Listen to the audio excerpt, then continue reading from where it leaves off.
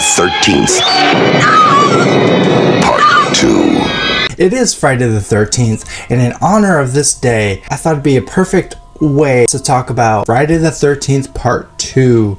Now, this one's directed by Steve Miner, and the original was directed by Sean S. Cunningham. Now, just to give you a brief rundown of what you need to know, a group of camp counselors are setting up for the summer. We are about to be introduced to such an iconic character in Jason Voorhees. And keep in mind, this is the Jason before he finds the mask he's going to wear for a very long time. He's the Jaws of this summer camp. He's this killer, hidden in plain sight, essentially stalking these camp counselors as they're just doing their jobs. I think this one's really imaginative as far as the little details that are revealed by the end of the film. This is a movie that ties up loose ends. The killings that took place in Friday the 13th, they were done by Jason's mother herself, played by Betsy Palmer. Now, she ends up getting beheaded by Alice in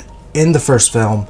Now, Alice, in the beginning of the second part, she gets killed. What stands out the most to me about this movie, it feels like, you know, a good old-fashioned slasher. You have, when Jason is on screen, we have this POV from his point of view. I think this is the perfect replica in terms of the POV shots. You know, something you'd see in a Halloween from 1979. Literally feels campy when it comes to these kills. I gotta give this movie a little credit because it actually wants you to care about the story. We get to know these camp counselors. They each have their own personalities, their quirkiness to them. And let's face it, we really don't care about them all that much. We just know that they are doomed. Around the second act, when things are starting to pick up, people are getting picked off one by one, the kills are something to talk about. A couple of counselors are fooling around in a bedroom, in a cabin. Jason himself, now he's slowly but surely walking up the stairs. He finds a weapon. He sneaks up on them and he stabs them right through the bed. And it is one of the best, I think, kills in this movie. It's the combination of a perfect campy, B horror movie. As far as like the pacing goes, slow at times.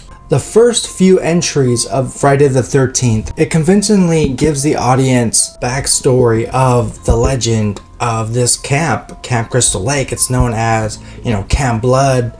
And so the fact that these camp counselors are aware of this ghost story, it makes this franchise exciting. So my final grade for Friday the 13th Part 2 is a B+. So I gotta ask you guys, what is your favorite Friday the 13th film in the franchise?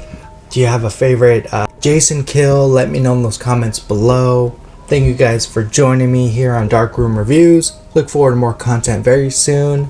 Take care. Folks, if you like this video, go ahead and hit that subscribe button. It really helps out in the long run. Dark Room Reviews, it's the place you should be subscribed to. Join the channel. It's free.